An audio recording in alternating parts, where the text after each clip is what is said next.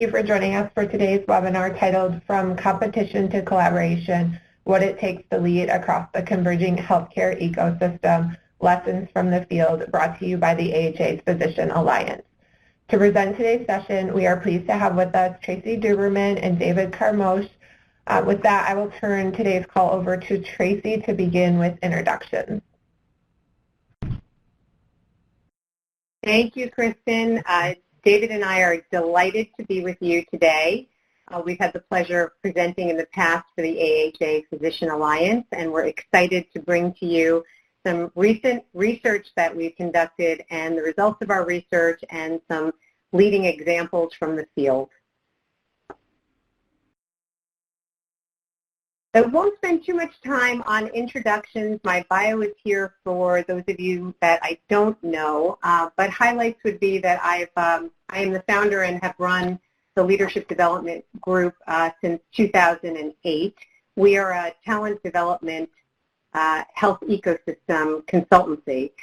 So we work with providers and pharmaceutical companies in addition to payer organizations on developing their leaders, both administrative, executive, and clinical leaders, to execute strategy. We are wedded to the research that we conduct in building leadership models for organizations to build their leadership capabilities from. And much of what we're going to discuss today is a result of research that we conducted with our advisory board chair, Bob Sachs, and David Carmouche as a study participant on the new leadership trends for leading in today's health industry.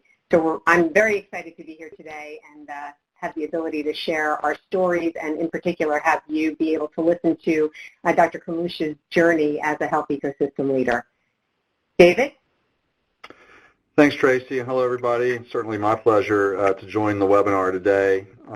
As Tracy mentioned, she identified me as a leader that represented some of the aspects, or many of the aspects of the model we'll discuss today. And so I'll just take a minute to give you a sense of my background because I think it's germane to the conversation as we move through this today.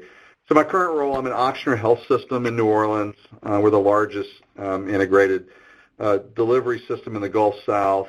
I'm a senior vice president there and oversee what we call our community care division, which is really responsible for all of our primary and urgent care clinics, population health activities, all of our value-based care contracting, our work with employers, our direct contracting work and solutions for employers. And then I lead our payer-provider partnerships, which are certainly going to be highlighted in our call today. I'm also the president of the Ochsner Health Network, which is our statewide clinically integrated network where I interface and lead a group of health system partners who are collectively working towards value creation and population health. Prior to coming to Ochsner, I served several years as the chief medical officer for the state's largest insurance company, Blue Cross Blue Shield of Louisiana. And prior to that, I was a practicing internist in an independent 100-physician multi-specialty group. So my background, spans a 23-ish year career now from practicing provider to senior executive at a large payer to a physician executive overseeing a complex delivery environment. And I look forward to sharing my many learnings and hopefully adding insights that are valuable to you today on the call. Thanks, Tracy. Thank you, David, very much. So we're going to strive to make our presentation today insightful but also practical. So our learning objectives are to share with you examples from the field of how the different sectors that make up what we call the health industry work collaboratively to achieve the outcomes of population health. We're going to explore our research, which resulted in a competency model called the Health Ecosystem Competency Model, which outlines the essential competencies for doing this type of work in today's health industry.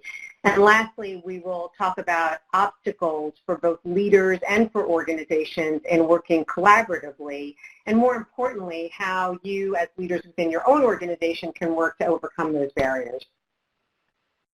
So our agenda quickly, why an ecosystem approach, perspectives on leading within and across the ecosystem and building capabilities to lead, and then we'll have a Q&A at the end. So let's dive right in. This should look familiar to all of you on the phone today. The lesson for us is the stark imbalance between the factors that lead to health outcomes and how much the U.S. spends on healthcare. Clearly, as the cost of care and concerns about access to services continue to increase, the direction of government regulations remains uncertain, and the shift from volume of services to value continues to add momentum. The need to focus on population health will intensify. Improving it requires a focus on the social determinants like the availability of affordable housing, healthy food, and a safe environment that have the most significant impact on the health of the community. So the question becomes, how do we get there? Which led us to our research on the health ecosystem. So we define the health ecosystem with the patient or community right at the center. It is a system of diverse yet interdependent entities with a shared interest in improving health outcomes and quality of life. In an ideal healthcare ecosystem, it will assure health consumers and value outcomes are at the center of the system. It will support connectivity and dialogue with multiple stakeholders. It creates a platform for creating a common purpose and being able to engage in conflict resolution, which will arise when you're bringing multiple entities together, and it will encourage innovation and new solutions. It is where providers and pharmaceutical companies, policymakers, payers, progressive, innovative, and technology companies and community organizations come together to really impact health and wellness. Creating the ideal state for population health is no easy task.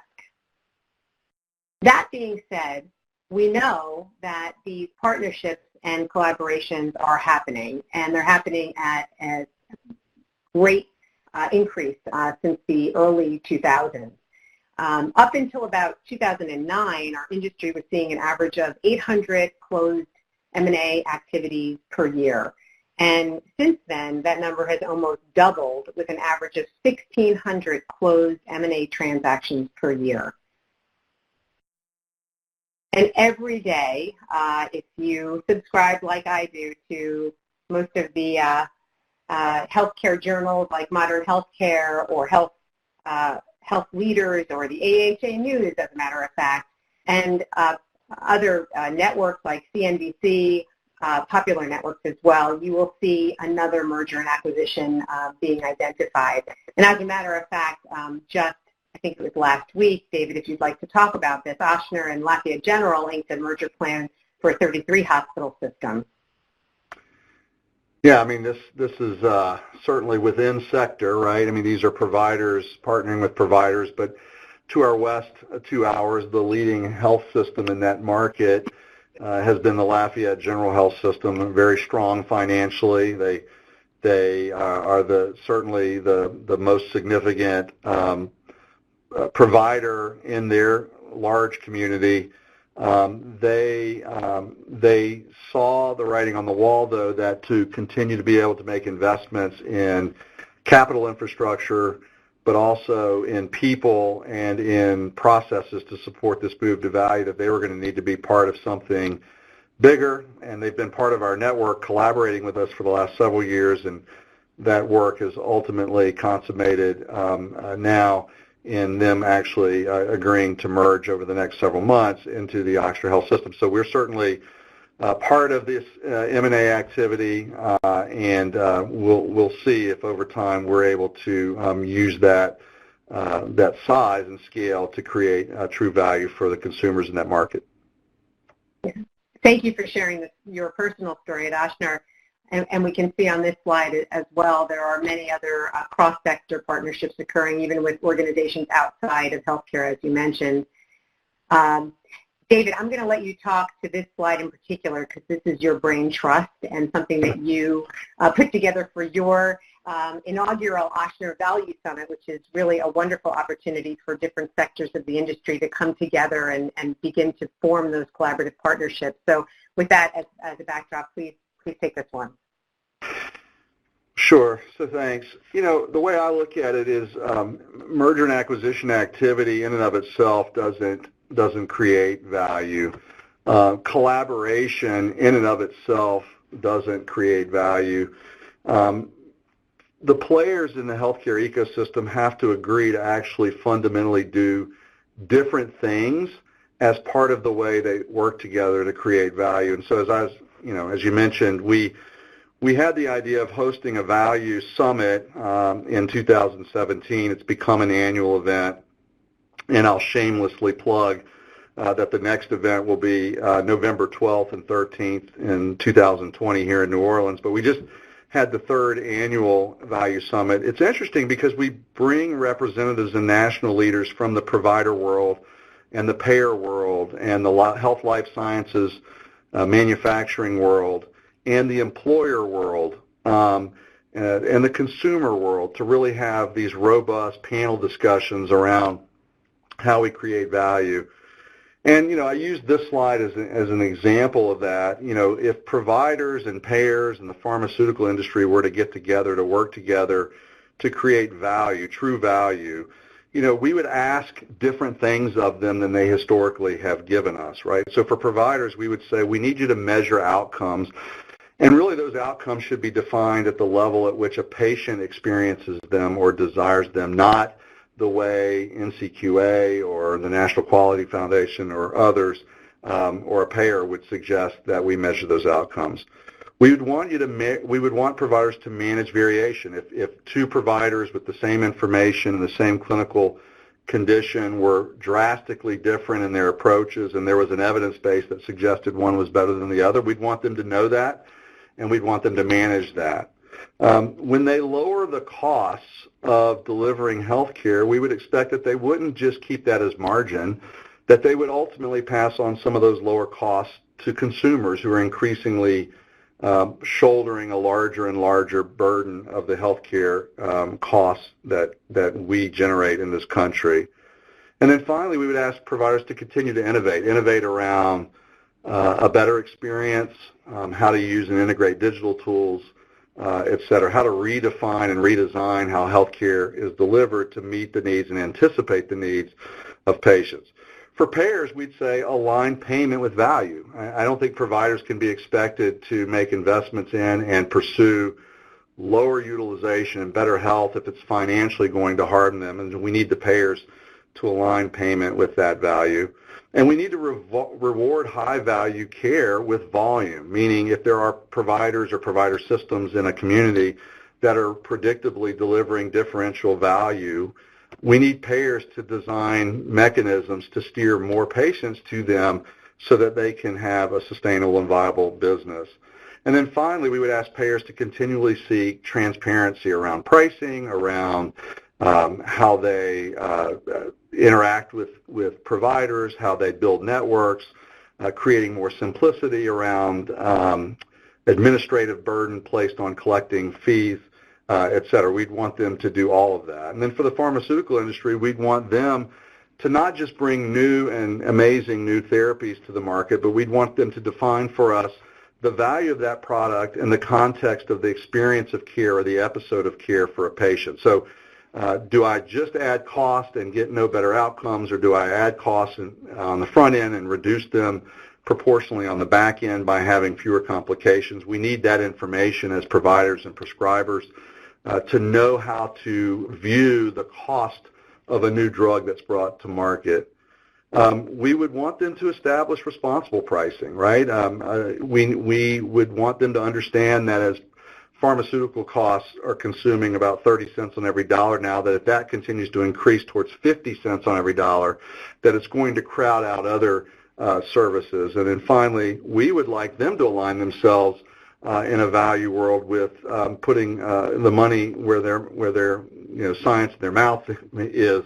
If this drug is used appropriately for this condition, we would guarantee these set of outcomes, and we're willing to stand behind it. So again, you can imagine a world where each of these sectors within the healthcare ecosystem would come together to create value, but in doing so, each of them would do or commit to doing things differently. I think that represents the solution to much of the challenges we have in our healthcare system today.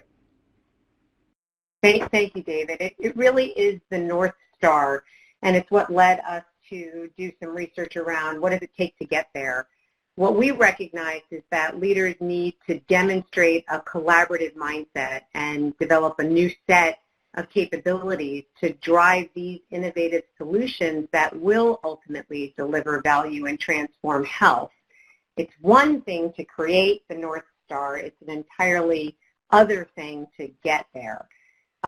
So what you'll see here on this slide is what we see as the Health Ecosystem Leadership Challenge.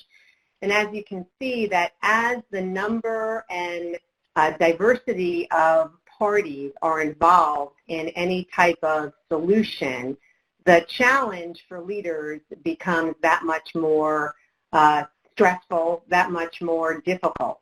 And what we say is that the leadership model that was designed for when you were leading a particular entity within the industry, whether it be a hospital, whether it be a line within a pharmaceutical company or a product line within an insurance company, et cetera, that leadership model is old and doesn't work anymore.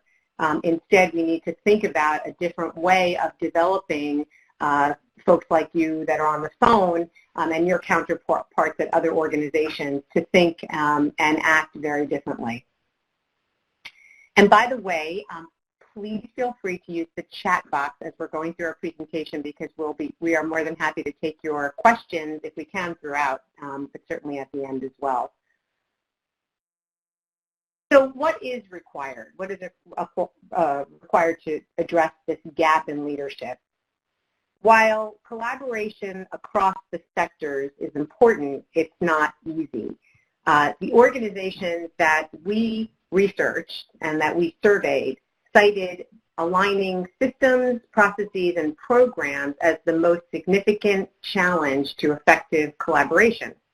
Not surprisingly, identifying the right partners and building trust among organizations with different cultures and missions was identified as foundational to success. So the question becomes, what's getting in the way? We believe the most significant underlying obstacles are politics, such as turf issues, who has the power to make decisions and control the resources, who can determine measures and align the awards, culture, meaning how things get done and what is valued within the collaboration, and from an interpersonal perspective, what are the personal motivations and how do individual leaders create an environment for dialogue when conflict is likely? So what is needed? We call it the quote-unquote soft issues. These are the things that continually arise as collaboration efforts encounter challenges or unexpected problems, and the inevitable failures that come when uncharted territory is explored. Leadership will determine if efforts continue to move forward or are terminated before reaching their objectives.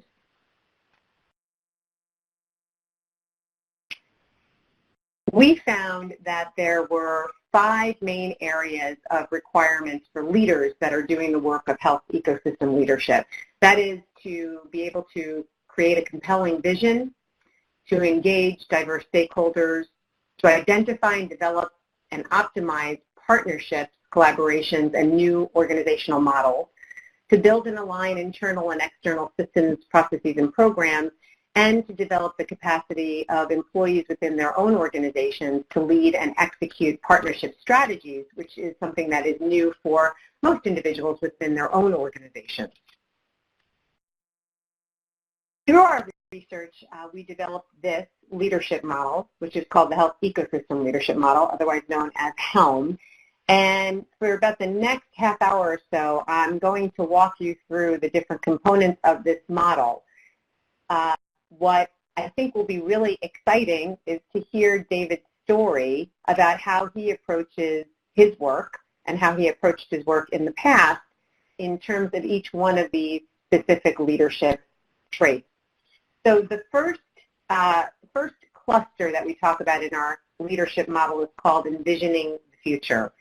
So first and foremost, helm leaders build and evolve a clear vision of the direction their organization is heading and what's required to achieve that success.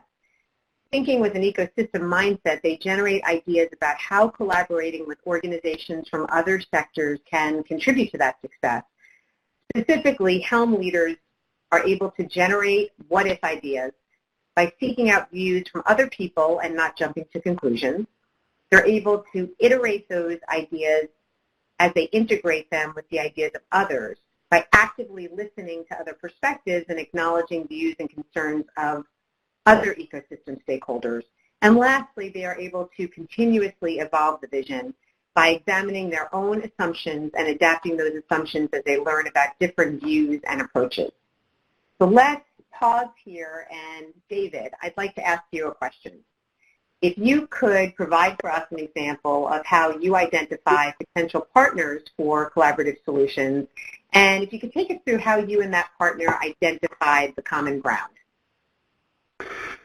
Sure.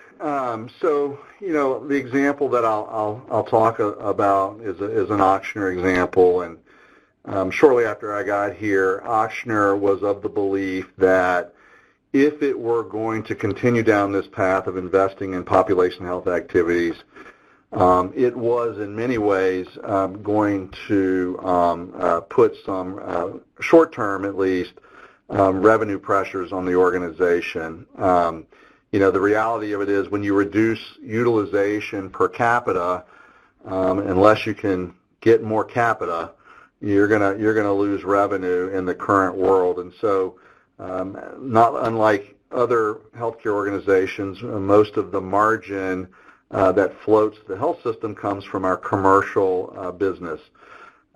In Louisiana, the commercial payers have moved towards value-based contracts, however, and there was a belief that we needed to create with a payer partner a narrow network or select network insurance product that we could bring to the marketplace that would allow us to capture more care within our system to help offset the appropriately lowering utilization that our population health investments would drive. So the problem we were trying to solve was who would be the payer in our marketplace who would work with us in a collaborative way to build a JV network, select network insurance product and help us market that to employers and on the individual exchange market in Louisiana. And so identifying that partner turned out in this case to be relatively easy, and we chose to partner with Blue Cross Blue Shield of Louisiana. So the reason we did that, number one, obviously I had been there and had some familiarity with the people. There were other executives who had experience with that plan who were working on our team, and so that there was a bit of a familiarity. Number two, though, Blue Cross had hired a new CEO who was a physician, and that was a departure for this particular Blues plan. They had never, or not in recent times, had a physician leader, and that physician had come from a market where he had led some payer-provider partnerships in the Northeast. So we knew he had a track record of collaboration. Some of his public comments suggested that he wanted to change the relationship from adversary to collaborator. And so all those things together made us feel like this could be a partner that we could work with. The other thing is that they were a Louisiana-focused company as a single-state Blues plan. Obviously, Ochsner is most of our assets are located in Louisiana, so these two large organizations both had overlapping geographies that made doing work somewhat compelling. So the way that we identified common ground really started with a series of executive-level conversations, and this was CEO to CEO initially.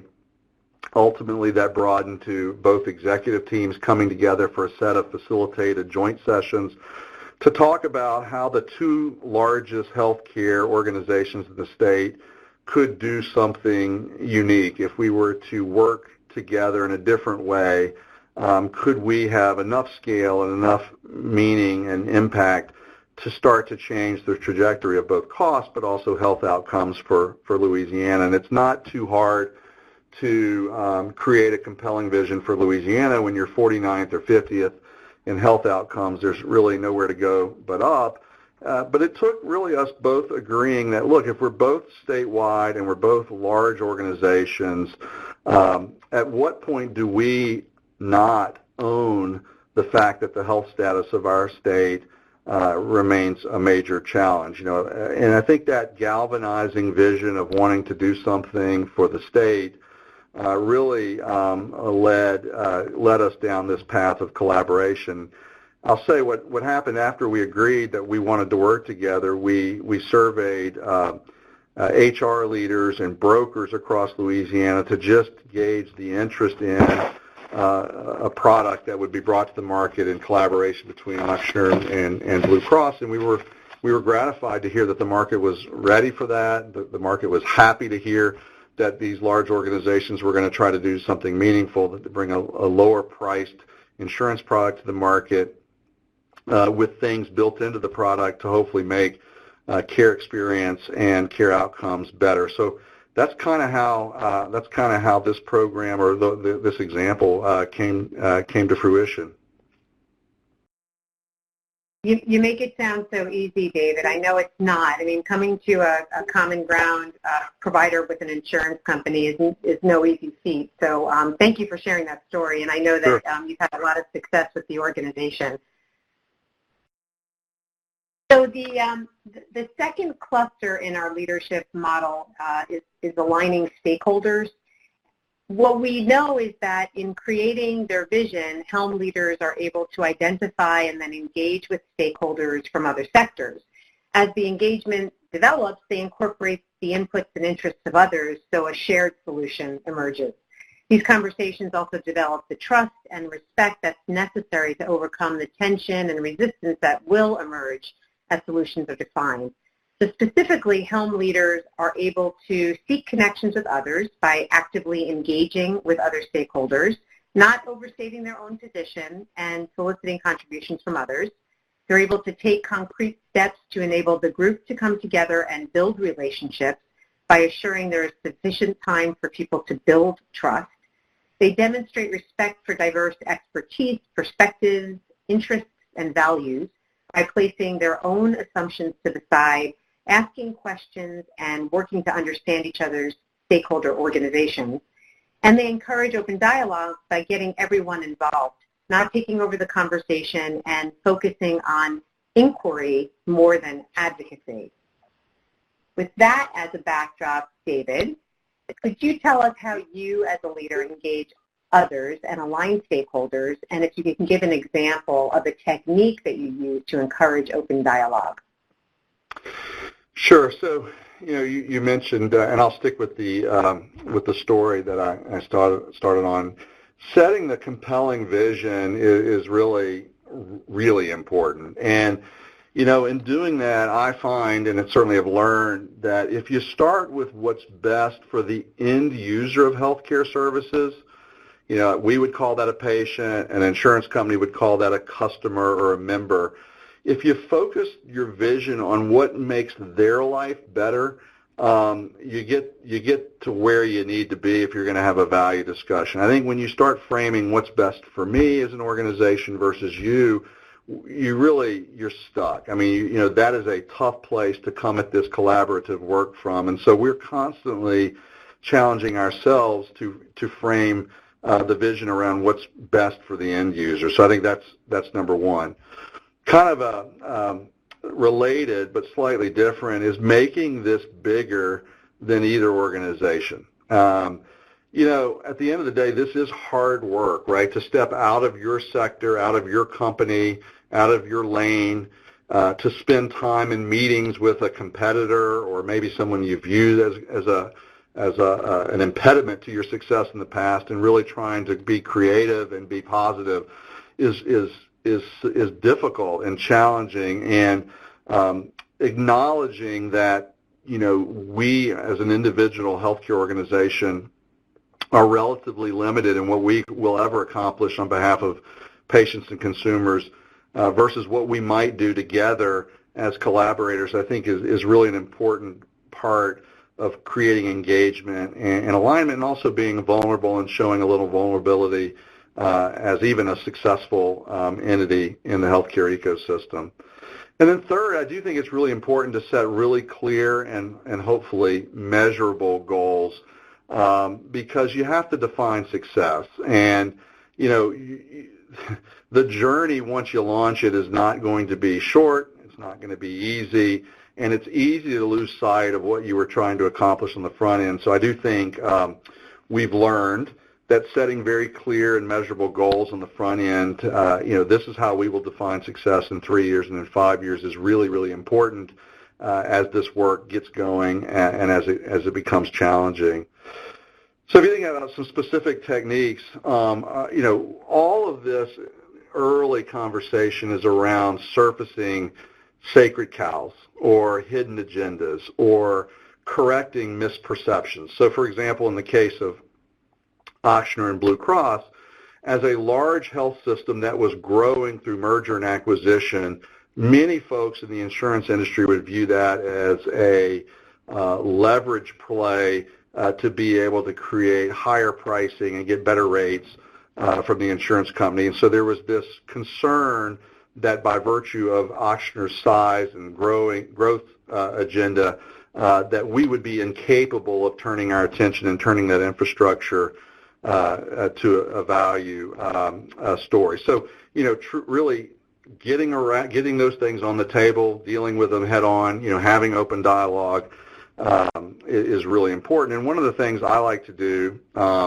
is to ask if in 3 years we weren't ultimately successful, what would have happened, and have both parties think through that out loud, and hey, if we didn't make it, if 3 years from now we looked back and we had not been successful, can we envision the sorts of things that may have derailed us? And really through that exercise, you frequently will surface concerns, silent concerns, things that each party may hold close, but really that become impediments for success and really impediments to creating the trust that is required to move the agenda forward. So those are just some of the things that we've learned, spending time on the front end really pay dividends as you get into the work.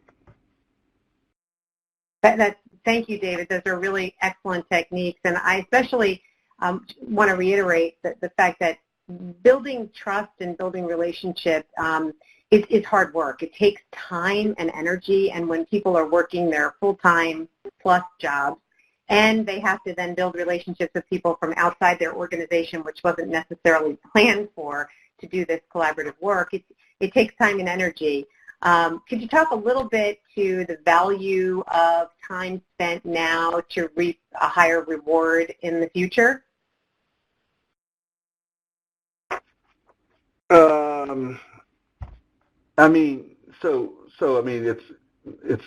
It's all about looking to the future from a value creation perspective, and I will say this: when we looked to other Blues plans or other health systems across the country who had done this work, it turns out there's a lot to learn from other folks, right? And I think we took those lessons, we brought them into the conversation.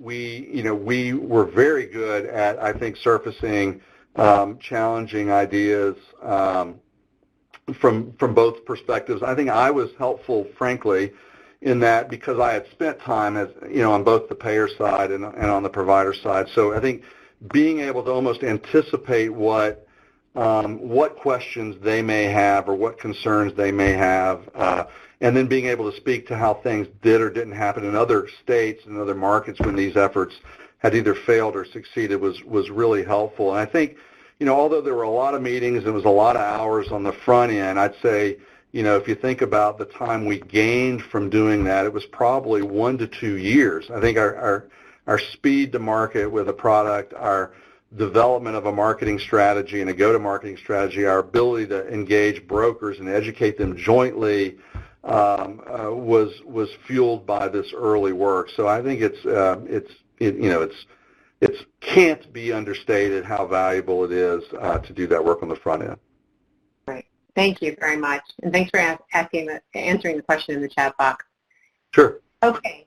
The third cluster in our competency model is entitled Managing Boundaries and Obstacles.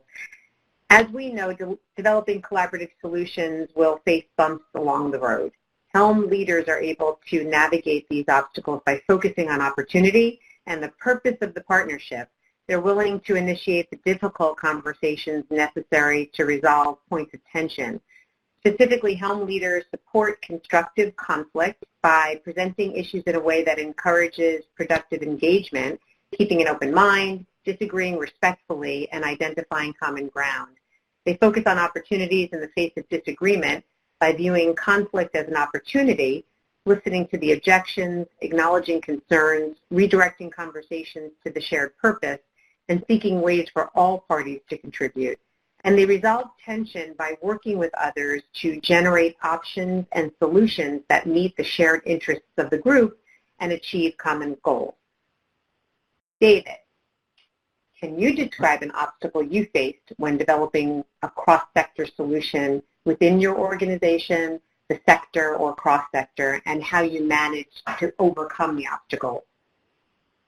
Sure. So continuing with the example, so within my organization, the first thing I had to do was to convince our CFO that it was okay for him to agree to a reduction or discount in our fee-for-service rates within the product to create the pricing differential for our narrow network product that we needed in the market to get the attention of employers and employees who were frequently having to select between a more expensive broad access network and a less expensive narrow network. And you can imagine that when you're a market leader like Ochsner, it's not an easy conversation with the CFO necessarily to say, hey, I want you to reduce our prices within the product on the hope of new business. And so what I had to do in that, in that discussion is to present him with information which looked at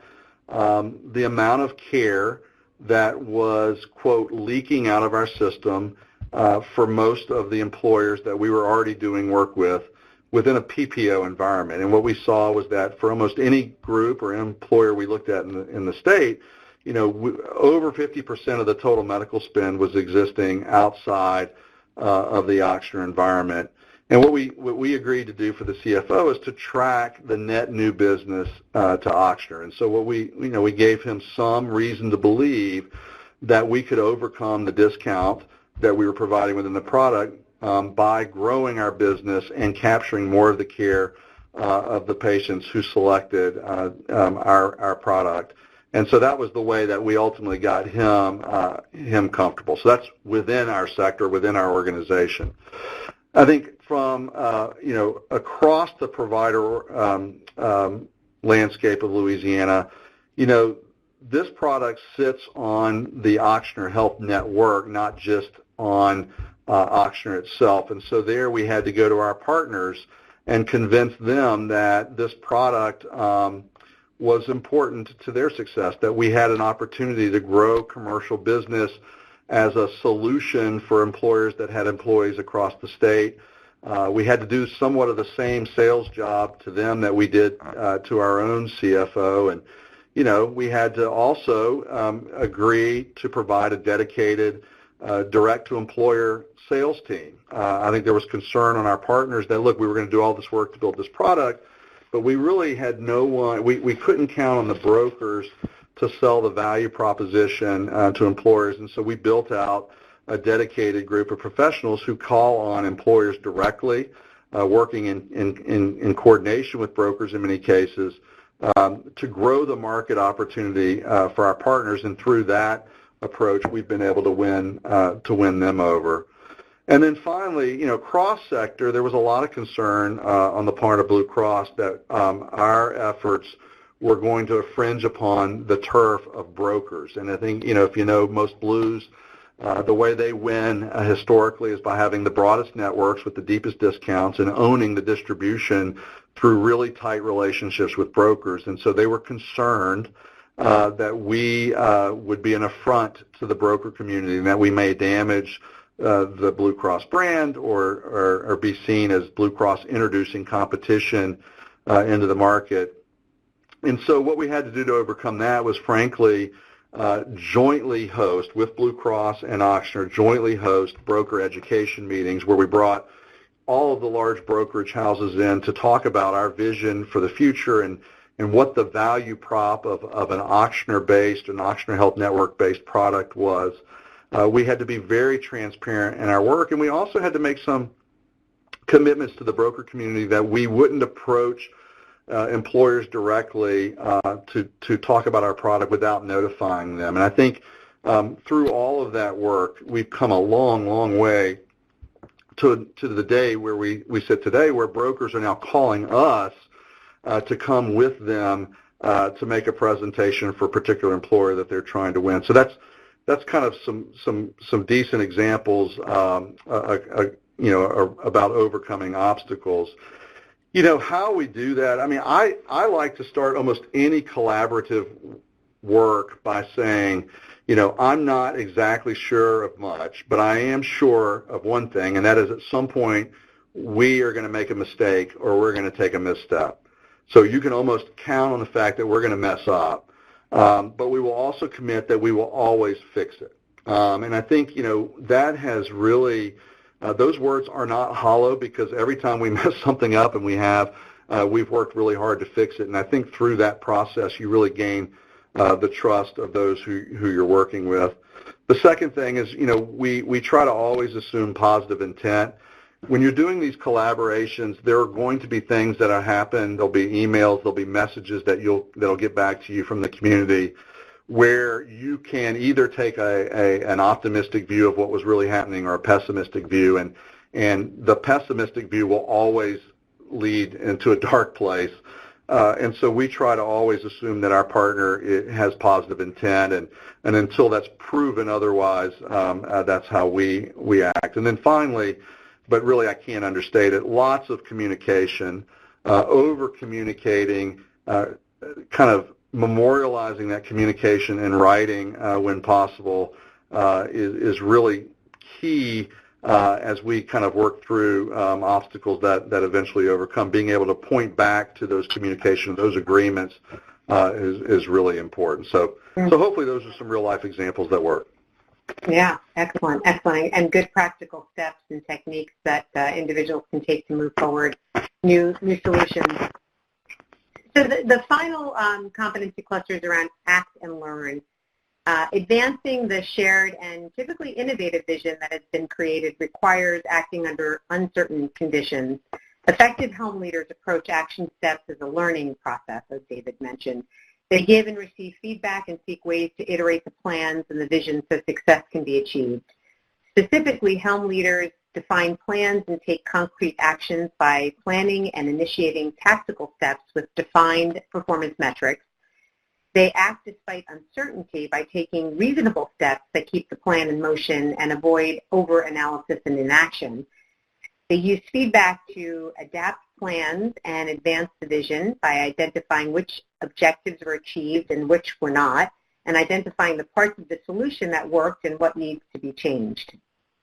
So David, when faced with uncertainty, what steps have you taken to advance your vision, and how has your vision of collaboration changed based on your successes and failures? So, I think number one is just you have to almost embrace the uncertainty. We like to say there's no roadmap for what we're doing, certainly in Louisiana, but maybe in many cases nationally. I think there's no one in healthcare today who possibly is unaware of the dizzying pace at which change is occurring around us. And you mentioned M&A. But I would say as interesting to me is all of the new entrants into the healthcare space. Digital companies, consumer brands, or consumer goods companies, well-financed startups that are trying to pick off pieces of healthcare profit pools. There is a ton of uncertainty as to whether the CVS-Aetna partnership will be impactful, or whether Walmart's foray now into large kind of multi-specialty primary care focused health centers will be successful, or whether a new digital disruptor will gain a foothold. And so there's uncertainty everywhere, and I think you just have to embrace that as part of the norm, number one.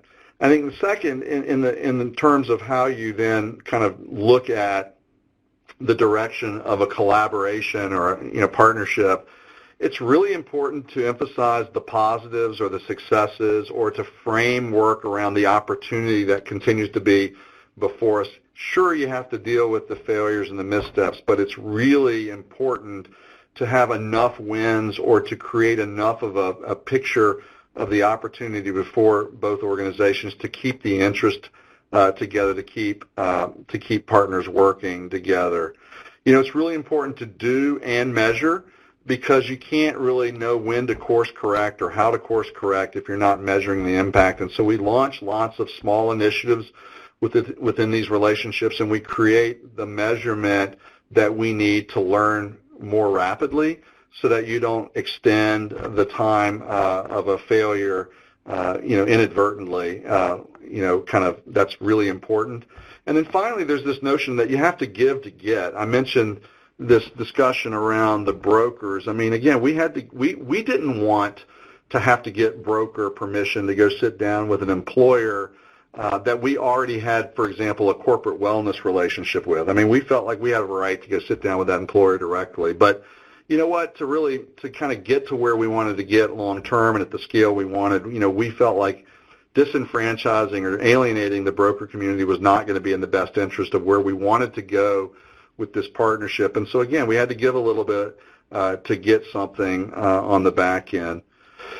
The second question about my vision of collaboration, I would say this work is really, really hard, but the most rewarding work that I've done in my professional career. So I think, there is no doubt in my mind that Ochsner will only be successful to a degree on its own. Delivering great health care will be part of our, enduring mission, but we'll never change the health of Louisiana alone. I don't care how big we get. We just probably don't have all of the tools or skills or ideas to do that. So it is rewarding, but it's really hard. It takes a lot more time than I thought.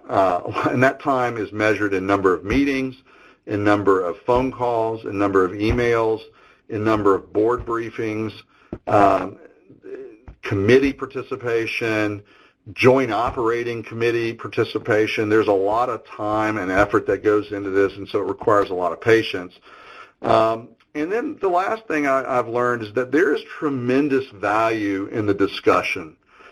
Even if nothing ultimately happens, our organization is learning through these efforts, and our leaders are learning to be better leaders, and we're learning more about other players in our healthcare ecosystem. And so I think an organization should commit to a certain amount of this work, if for no other reason than to learn. There's just tremendous value at being a learning organization in an environment that is changing as rapidly as healthcare is. And so, I think, on a month-to-month basis or a week-to-week basis, at times I'm very frustrated. But when you look at it from a year-to-year perspective, we are so far along our relationship with Blue Cross, and this product has over 20,000 lives in it that are employer group lives. We have another 15,000 individual lives, and this product is really a couple of years old. So it's been really hard, but it's been really rewarding, really successful, and we've learned a lot along the way.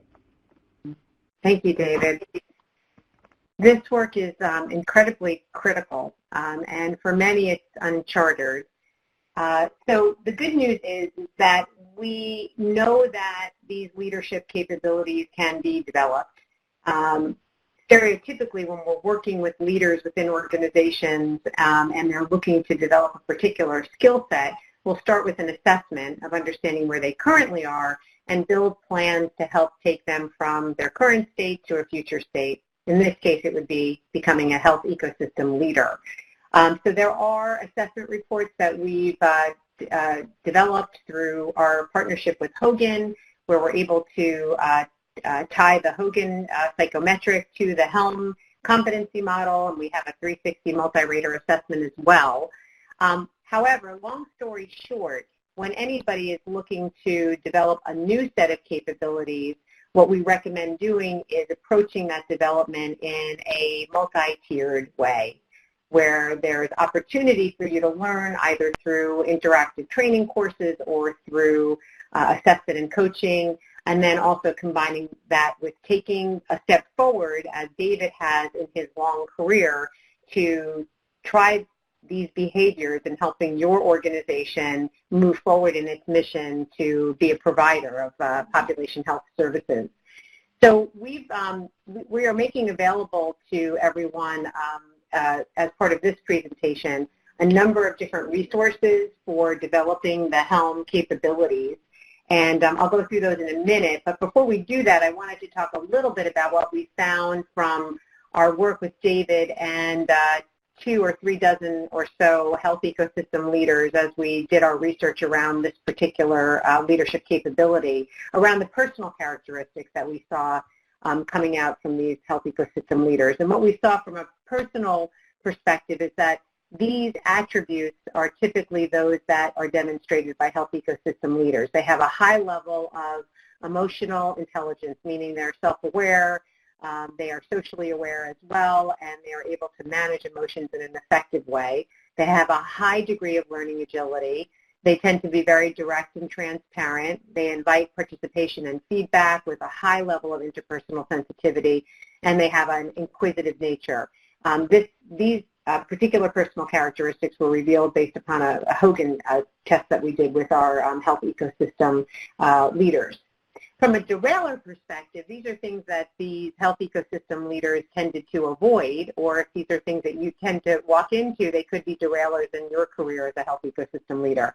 And that would be focusing on hierarchy, focusing on short-term versus long-term results, focusing on winning versus collaborating, low flexibility, lack of respect for divergent interests, conflict avoidance, reluctance to try new things, and being self-promoting. And the values that we saw the health ecosystem leaders demonstrate were things like team success, collaborative solutions, new ideas and exploring how things work, and innovation and creating a win-win situation. The following 4 slides will provide for each of you ideas around how you can develop these particular capacities. So for each of the 4 clusters, we provide what you can do from an active perspective, meaning the 70%, what you can do as it relates to mentoring and coaching, which is in the 20%, and what you can do in terms of readings around that particular topic area. We won't have enough time to take you through all of these, but as I said, they'll be in the presentation for your review.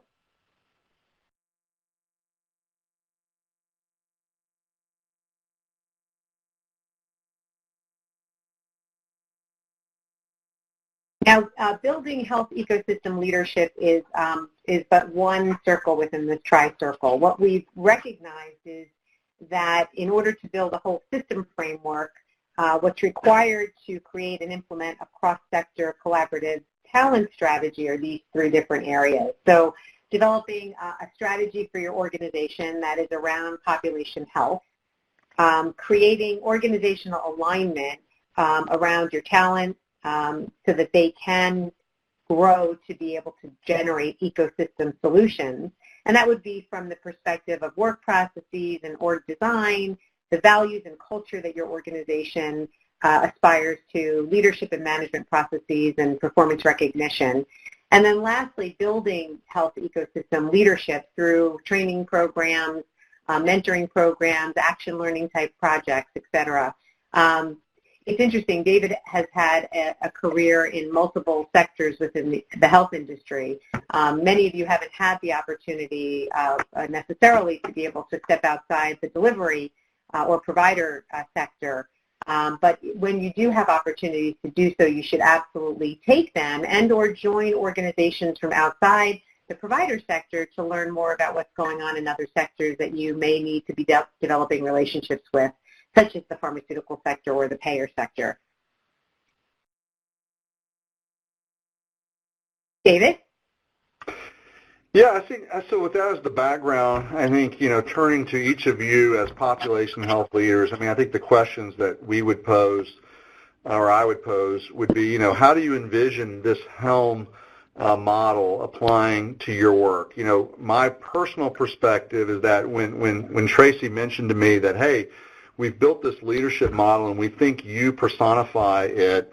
I chuckled because I was like, well, no, I mean, I'm just a doctor who happened to get the opportunity to go work at a health plan who now is in a leadership role at a health system. I mean, I'm just figuring it out myself, so I obviously haven't been formally trained, and I think I was the function of a variety. My success as becoming a leader in this space, I think, was just forged by opportunities that were given to me along the way. But as I've thought about the model, and as I've learned about the model, I realized that this can be taught and cultivated. And I do think, as a population health leader in your organization, the question would be, are you faced with problems where an ecosystem approach would enhance your ability to achieve the outcome of interest? And does this model is it germane to how you might approach or you might develop a cadre of leaders within your organization to go after that opportunity? What role can you play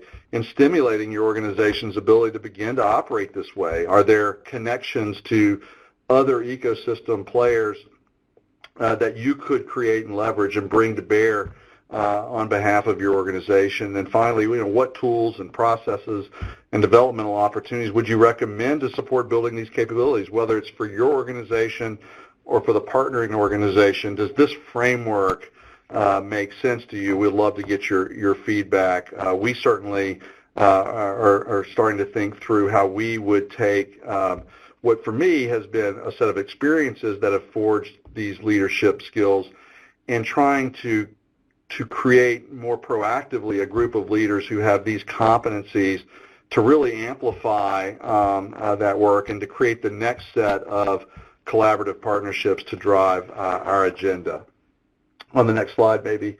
So a few things to think about, kind of the call to action for those of you where this is germane. Be a convener, right? It's not difficult to get a potential ecosystem partner to talk. It's astounding to me. It turns out that when I was at Blue Cross, I would have loved one of the major health systems to call me and say, hey, David, we'd like to talk to you about a potential partnership that could create value across the state. So I think, picking up a phone or meeting someone in a meeting and actually starting the dialogue is actually not difficult. You'll typically find interest. It'll be such a different experience for the potential collaborator that I think they'll get excited about it. So offer yourself as a go-between, bring parties together and build mutual understanding and lasting relationships, and build connections. Build a network across groups to get people to start asking questions and to learn and start learning what employees in other groups might think, putting yourself in the shoes of other healthcare ecosystem members would be an opportunity for you to start your role as a convener. On the next slide, start asking better questions. I think asking questions, being interested, being thirsty for information is important. Seek first to understand. Actively listen.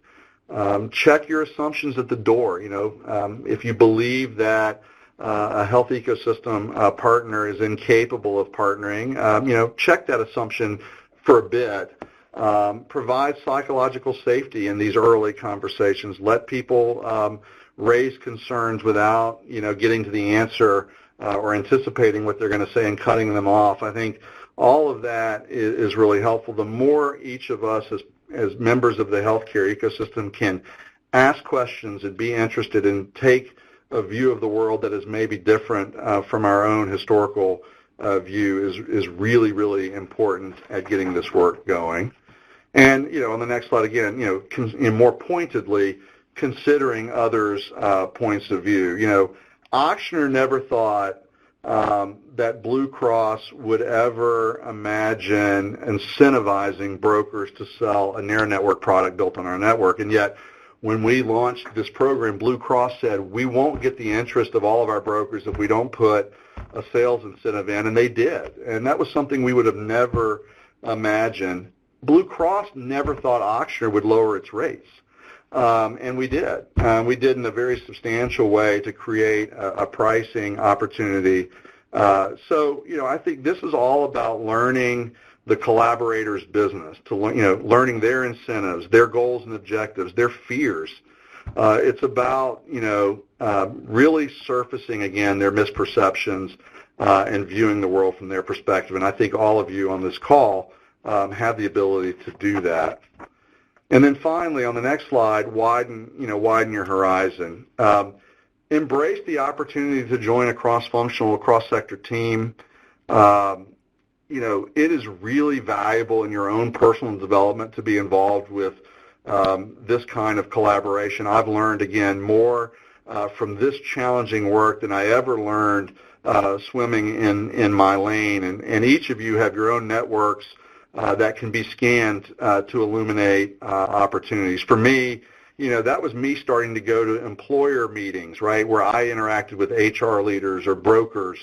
Those are not meetings that I would historically have gone to, but I built a network of that, right, talking to other health systems that had either a health plan or who had partnered with payers to really understand, where they stubbed their toe, how that has been successful, what they've learned along the way, to try to, A, bring ideas to the table, but B, have people that I can call when I bump into a problem to see how they may have approached it. So I do think building kind of a broader horizon allows you to step into this leadership role in a bigger way.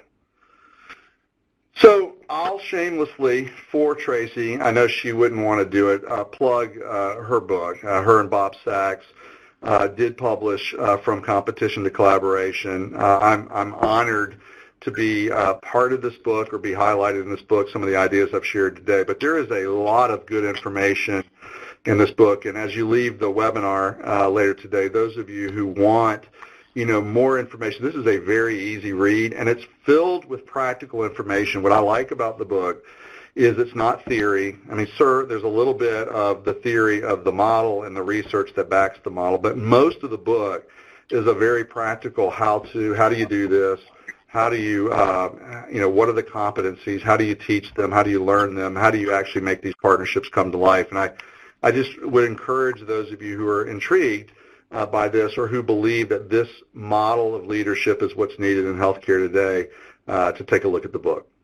So with that, Tracy, I'll turn it back to you and certainly be available to answer questions here at the end. Thank you so much, David. That was very kind of you. And I will actually turn this back over to Kristen. We have some time left over for Q&A if there are any questions that have been posed. Cool. I don't see any questions in the chat box. If anyone has questions, please feel free to chat those in.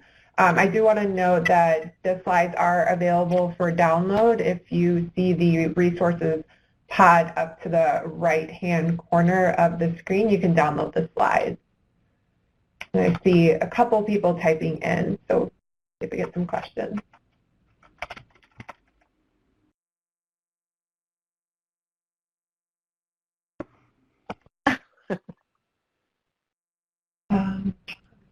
Excellent presentation. All right, so I do see one question at the very beginning regarding Medicare for All and thoughts on that, if David wants to address that. Yeah, I mean, this is an easy topic, right? Medicare for All. Okay, let me do this. I'm not going to get into the politics of that. I think Medicare for All is really a phrase. It's easy to say. And it really speaks to the notion that, hey, look, all of the traditional players in the healthcare ecosystem have largely failed at curtailing the rate of growth of healthcare expenditures in this country. And we are at a point where now too many Americans can't afford healthcare services. And so that the only option is the option to apply a government-run financing model on that very diverse, complex healthcare ecosystem, and so Medicare for All, in some ways represents that.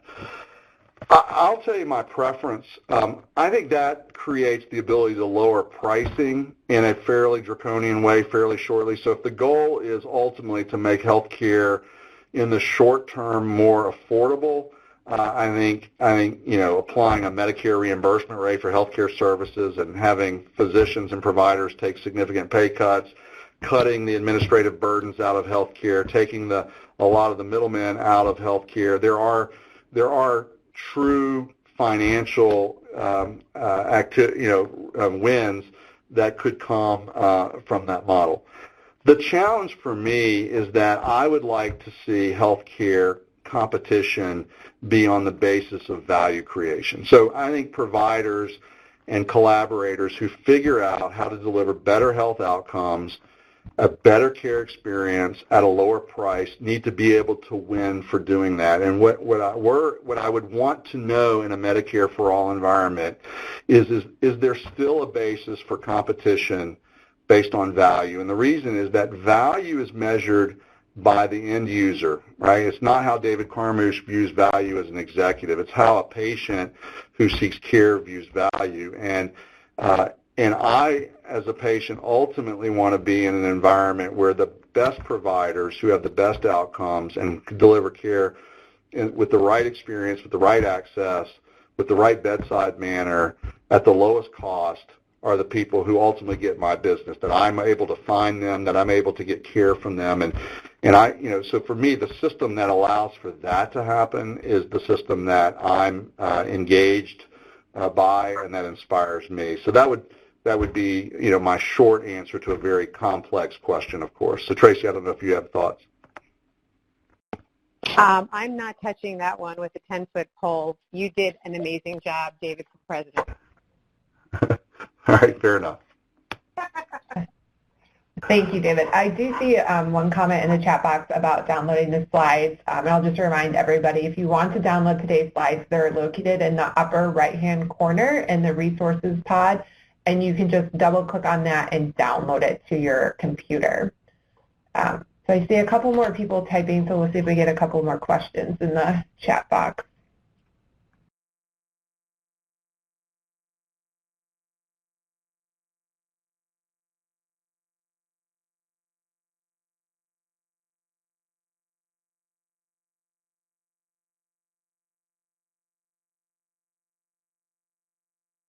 I see one question from Bob Sachs. He asked, David, how have you partnered with the community resources?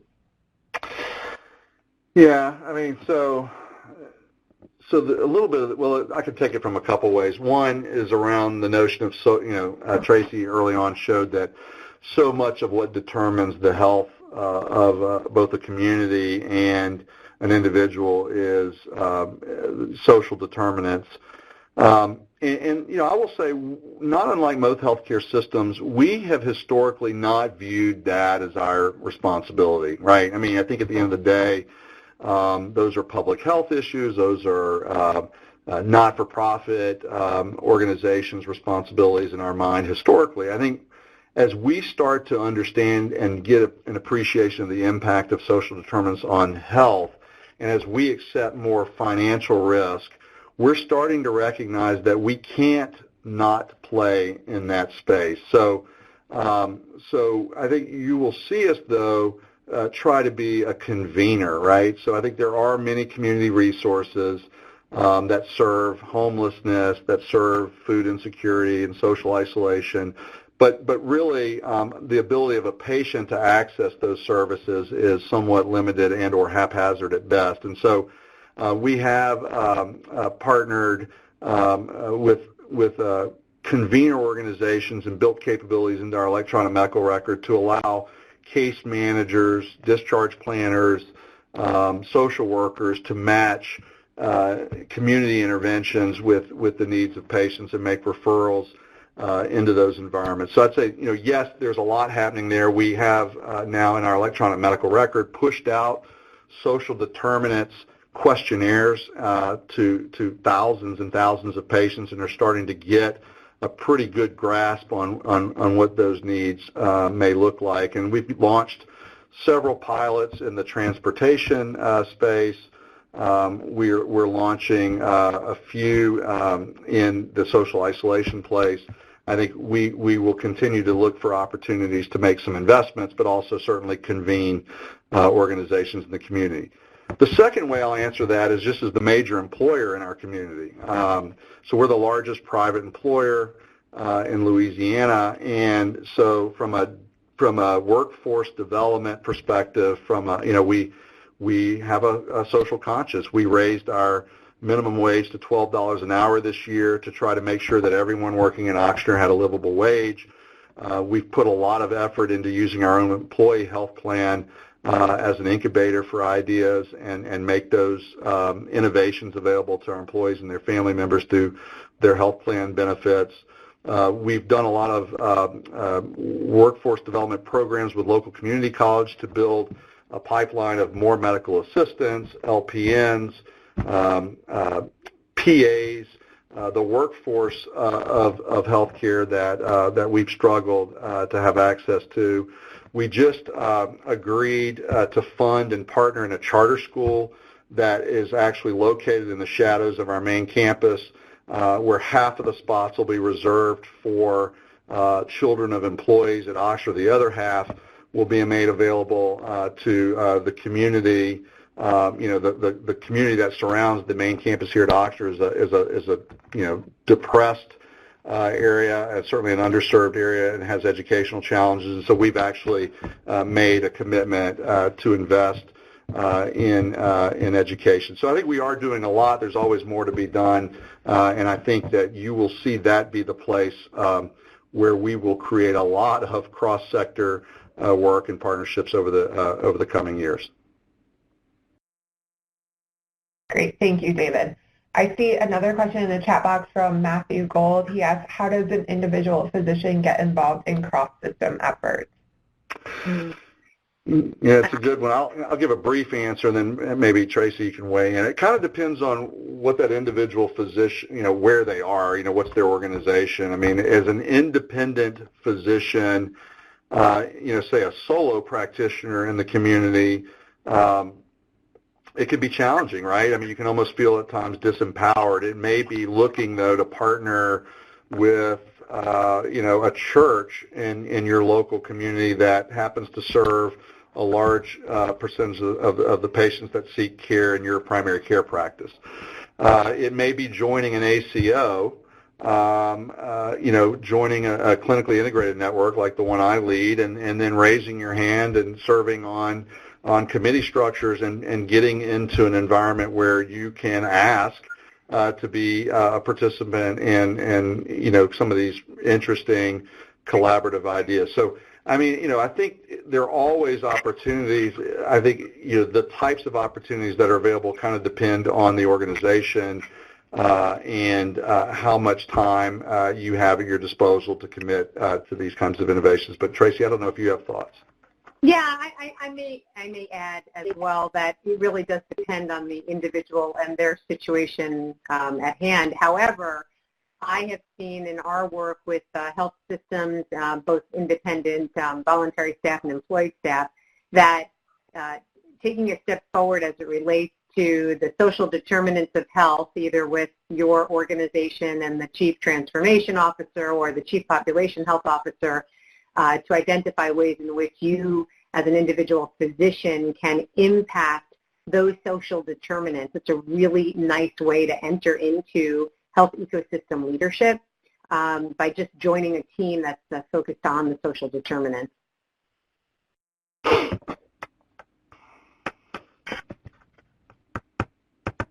Wonderful. Thank you so much. I do not see any more questions coming in through the chat box.